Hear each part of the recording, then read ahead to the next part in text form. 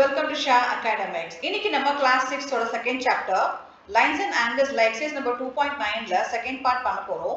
இப்போ நம்ம 2.9 first partல நம்ம எங்க முடிச்சோம் அப்படினா ஒரு protractor வந்து எப்படி நம்மள create பண்றது பத்தி பார்த்தோம். இப்போ நம்ம second partல வந்து பாத்தீங்கன்னா angle bisectorல ஸ்டார்ட் பண்ண போறோம். angle bisectorனா இப்போ ஒரு angle இருக்குன்னு வெச்சுக்கோங்க. இந்த மாதிரி ஒரு angle இருக்கு. இப்போ இந்த angle வந்து நான் further-ஆ வந்து split பண்றேன். So split பண்ணும்போது பாத்தீங்கன்னா எனக்கு இங்க ஒரு middle line draw பண்ணி வெச்சுக்கோங்க. So இந்த மாதிரி ஒரு angle வந்து ஒரு rays மூலமா for example நான் இங்க வந்து இது AOB வெச்சுக்கிறேன். இது வந்து OC வெச்சுக்கிறேன்.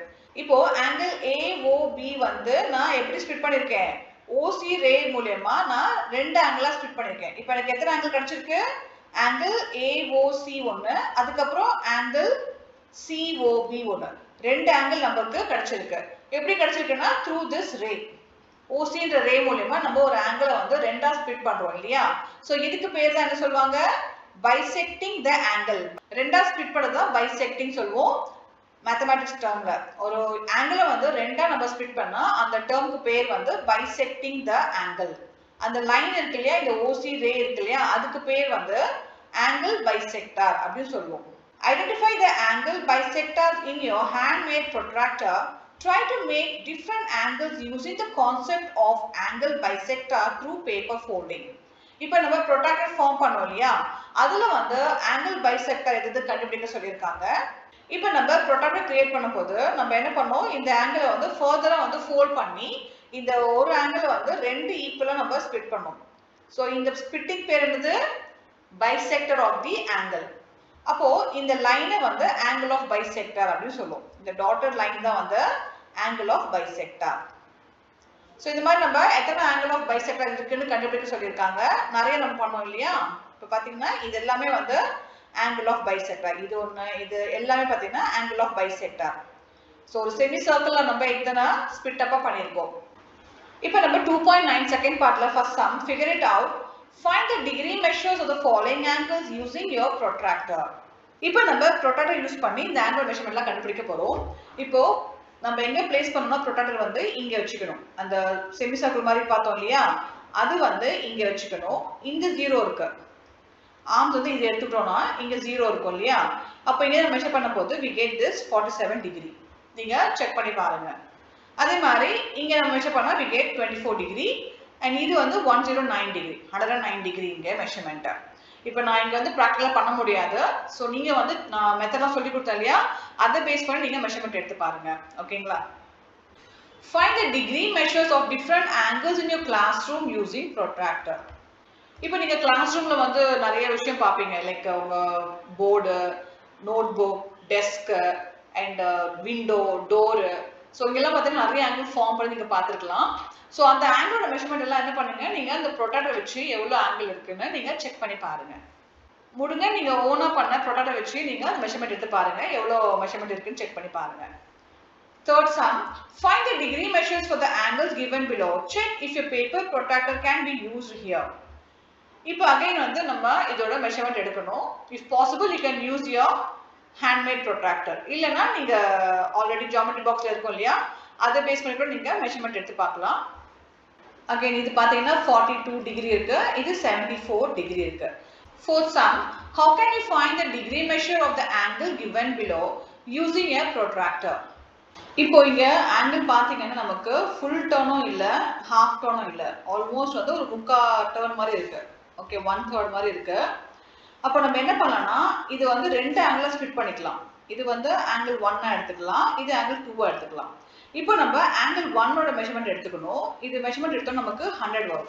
இதோட வேல்யூ வந்து 100 டிகிரி இருக்கு. இப்போ ஒரு கம்ப்ளீட் டர்னுக்கு எவ்வளவு ஒரு மெஷர்மென்ட் 360 வருது இல்லையா? அப்போ 360 மைனஸ் இந்த 100 பண்ணோம்னா we get 260 டிகிரி. அப்போ angle 2 பாத்தீங்கன்னா 260 டிகிரி வரும். angle 1 வந்து 100 டிகிரி இருக்கு. அப்போ angle 2 பாத்தீங்கன்னா 260 டிகிரி வந்திருக்கு. சோ இந்த மாதிரி நம்ம எடுத்துக்கணும். Fifth sum, measure and write the degree measures for each of the following angles. Again நம்ம angles measurement எடுக்கணும். நீங்க protractor எடுத்துக்கோங்க. எடுத்துட்டு அந்த சர்க்கிள் இருக்கு இல்லையா, அந்த பாயிண்ட் வந்து இங்க வச்சுக்கோங்க, அந்த மிட் பாயிண்ட். இங்க வச்சுட்டு இந்த பக்கம் இருக்கு ரேசர். அப்போ இந்த 0 இருக்கு இல்லையா, அதை கன்சிடர் பண்ணிக்கோங்க. அப்போ 0 ஸ்டார்ட் பண்ணி இந்த மெஷர்மெண்ட்டை மார்க் பண்ணிக்கோங்க. இது வந்து 80 டிகிரி வரும். இது வந்து 120. இது வந்து அக்யூட் ஆங்கிள். இது அப்டியூஸ் ஆங்கிள் மோர் தென் 90 டிகிரி. இது லெஸ் தென் 90 டிகிரி. இப்போ சி வந்து பாத்தீங்கன்னா இது வந்து அக்யூட் ஆங்கிள் தான், ஏன்னா பிலோ 90 டிகிரி வருது. அண்ட் இது வந்து அப்டியூஸ் ஆங்கிள், மெஷர்மெண்ட் நம்ம எழுதிக்கலாம். அண்ட் இதுவும் வந்து அப்டியூஸ் ஆங்கிள். அண்ட் இது வந்து அக்யூட் ஆங்கிள். இதெல்லாம் கேட்கல, நான் உங்களுக்கு எக்ஸ்ட்ரா இன்ஃபர்மேஷன் கொடுக்குறேன். வெறும் வந்து ஆங்கிளோட வேல்யூ தான் எழுத சொல்லியிருக்காங்க. இது பார்த்தீங்கன்னா பிலோ 90 தான் வரும். அப்போ 60 டிகிரி, 130 டிகிரி, இது 125 டிகிரி, இது வந்து 62 degree. 6 sum. Find the degree measures of angle BXE, angle CXE, angle AXB and angle BXC. Angles name கொடுத்துட்டாங்க. இதோட வேல்யூ நம்ம கண்டுபிடிக்கணும். ஃபர்ஸ்ட் ஆங்கிள் BXC எவ்வளவுன்னு பார்க்கலாம். ஆங்கிள் BXC பார்த்தீங்கன்னா இந்த ஆங்கிள். இப்போ இந்த வேல்யூ வந்து எவ்வளவு இருக்கு, E ல நம்ம எடுத்துக்கலாம். E வந்து 0 இருக்கு இல்லையா, இந்த 0 எடுத்துட்டோம்னா இங்க இருந்து ஸ்டார்ட் ஆகி B ல பாத்தீங்கன்னா 0 வந்து இங்க தான் இருக்கு. அப்போ இந்த வேல்யூ இன்னர் சர்க்கிள்ல இருக்கிற வேல்யூ தான் எடுத்துக்கணும். இங்க வந்து 110 இருக்கு இல்லையா, அப்போ நெக்ஸ்ட் வந்து 115. ஆங்கிள் BXC வேல்யூ வந்து 115 டிகிரி. நெக்ஸ்ட் நமக்கு ஆங்கிள் CXE, இது வந்து less than 90 டிகிரி வருது. அப்போ இப்போ இந்த வேல்யூ தான் நம்ம கன்சிடர் பண்ணோம். 0 வந்து இங்க இருக்கு இல்லையா, அப்போ இங்க பாத்தீங்கன்னா 85ல இருக்கு, 85 degree. Next angle AXB, angle AXB இங்க இருக்கு இந்த ஆங்கிள். இப்போ பாத்தீங்கன்னா ஆர்ம் வந்து இந்த பக்கம் இருக்கு. அப்போ நம்ம 0 எங்க இருக்கோ அதான் எடுத்துக்கணும். இந்த 0 எடுத்துக்கணும். அப்போ அவுட்டர் ரிங்ல இருக்கிற வேல்யூ தான் நம்ம எடுத்துக்கணும். அவுட்டர் சர்க்கிள் வேல்யூ தான் எடுத்துக்கணும். B எங்க முடியுதுன்னா 65ல முடியுது. அப்போ AXB is 65 டிகிரி. நெக்ஸ்ட் வந்து ஆங்கிள் BXC, BXC இந்த ஆங்கிள். இது வந்து பாத்தீங்கன்னா மிடில்ல இருக்கு.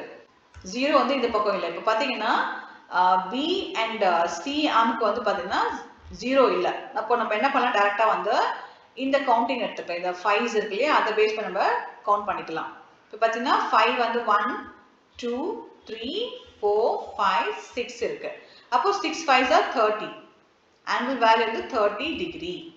0 தான் இருக்கணும் அவசியம் கிடையாது. இந்த மாதிரி இருந்தா நம்ம என்ன பண்ணலாம், either 5s or 10s value use பண்ணி நம்ம ஆங்கிள் கண்டுபிடிக்கலாம். 7 sum. Find the degree measures of angle PQR, angle PQS and angle PQT. இப்போ நம்ம ஃபர்ஸ்ட் வந்து PQR எடுத்துக்கலாம். PQR னா இந்த ஆங்கிள் இல்லையா, PQR இந்த ஆங்கிள். அப்போ இதோட வேல்யூ இது நமக்கு எவ்வளவு வருது, PQR வந்து 45 டிகிரி.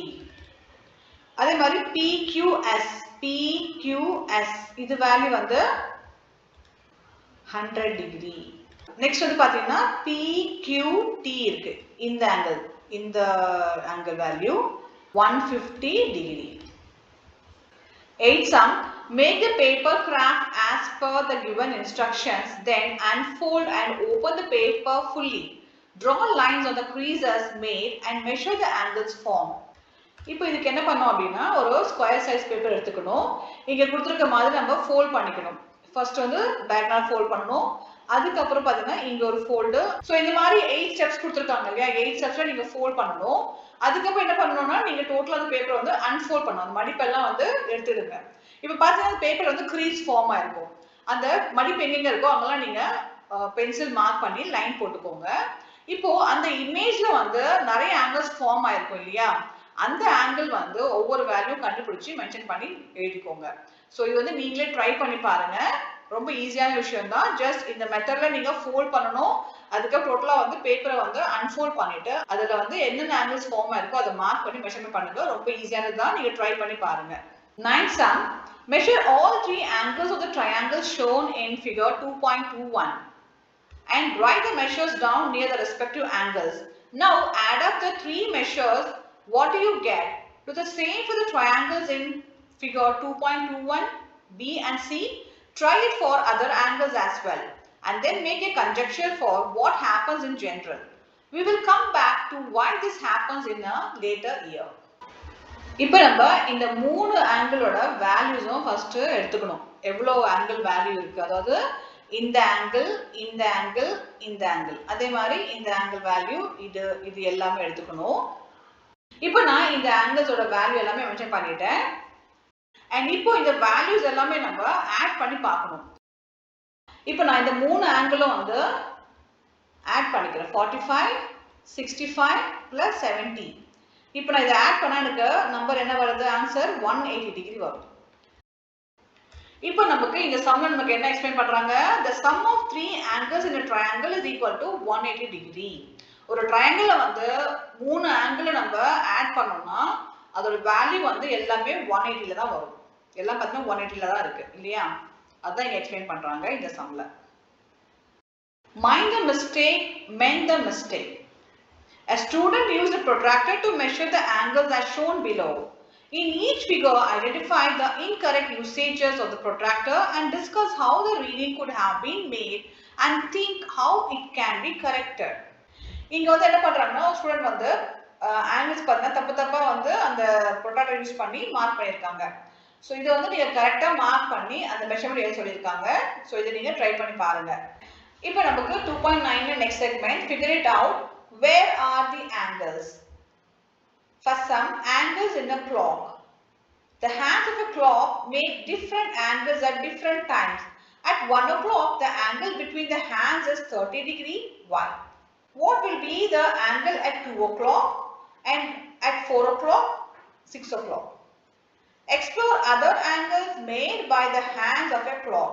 Clock மூலமா நமக்கு angle பத்தி எக்ஸ்பிளைன் பண்றாங்க. இப்போ இந்த clockல பாத்தீங்கன்னா 1 o'clock ஆகும்போது அதோட angle value வந்து 30 டிகிரி காட்டுது. எதனால அப்படின்னு கேட்டிருக்காங்க. A question. ஒரு clock வந்து பாத்தீங்கன்னா ஒரு complete turn இருக்கு இல்லையா? ஸோ ஃபுல் சர்க்கிளா இருக்கு. அப்போ அந்த சர்க்கிள் வேல்யூ என்ன வரும், 360 டிகிரி வரும். இப்போ ஒவ்வொரு 1 ஹவருக்கு, இப்போ 12ல இருந்து 1 ஹவர் பாத்தீங்கன்னா நமக்கு 30 காட்டுது.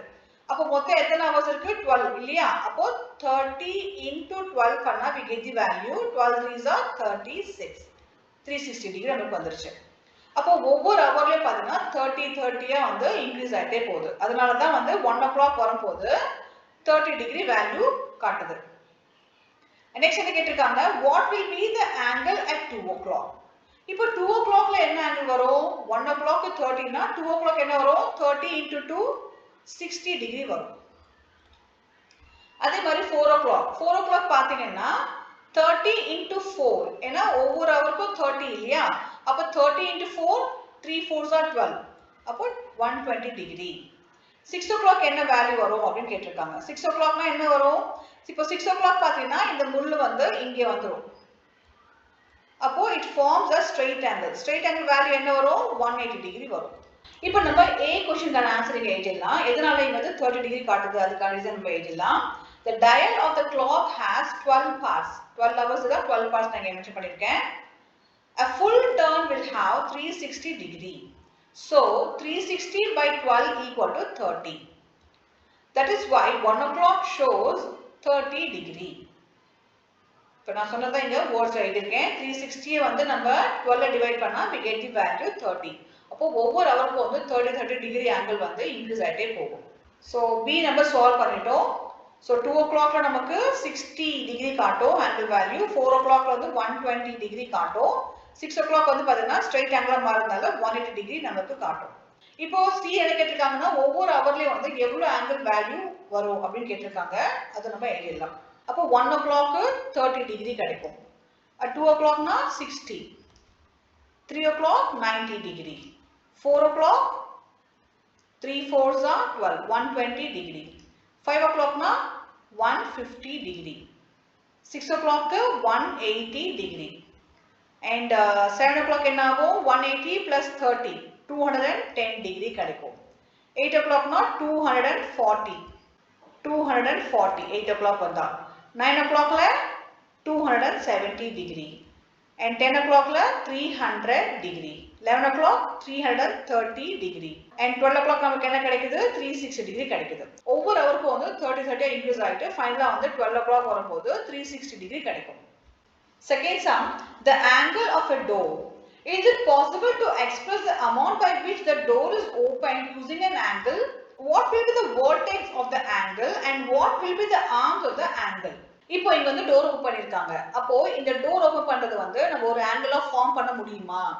அந்த ஆங்கிள் வந்து மெஷர் பண்ண முடியுமான்னு கேட்டிருக்காங்க. கண்டிப்பா மெஷர் பண்ணா இங்க ஒரு ஆங்கிள் ஃபார்ம் ஆகுது. அப்போ ஆங்கிள் ஃபார்ம் ஆச்சுன்னா அதோட ஆர்ம்ஸ் என்னவா இருக்கும் அண்ட் வெர்டெக்ஸ் என்னவா இருக்கும் அப்படின்னு கேட்டிருக்காங்க. இப்போ இந்த டோர்ல பாத்தீங்கன்னா ஆர்ம்ஸ் வந்து எங்க ஃபார்ம் ஆயிருக்குன்னா இங்க ஒரு ஆர்ம், வால்ல வந்து ஒரு ஆர்ம் ஃபார்ம் ஆகுது.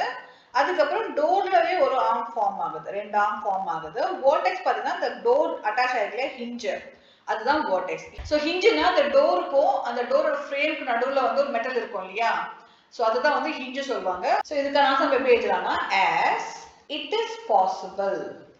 is possible to express the amount by which a door is opened using an angle. and next என்ன கேட்டிருக்காங்க, vertex எது and arms எது கேட்டிருக்காங்க இல்லையா.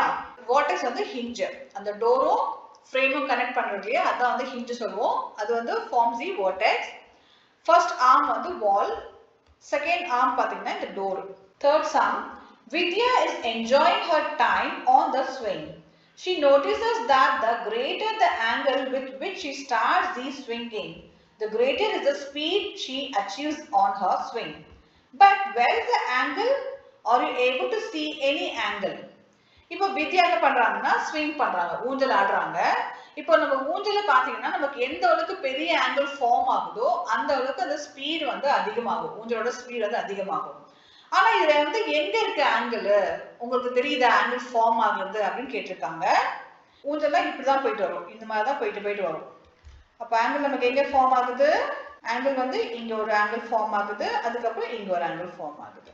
ஆங்கிள் லெவல் வந்து இன்க்ரீஸ் ஆக அந்த ஊஞ்சலோட ஸ்பீட வந்து இன்க்ரீஸ் ஆகும். Fourth sum, here is a toy with slanting slabs attached to its sides.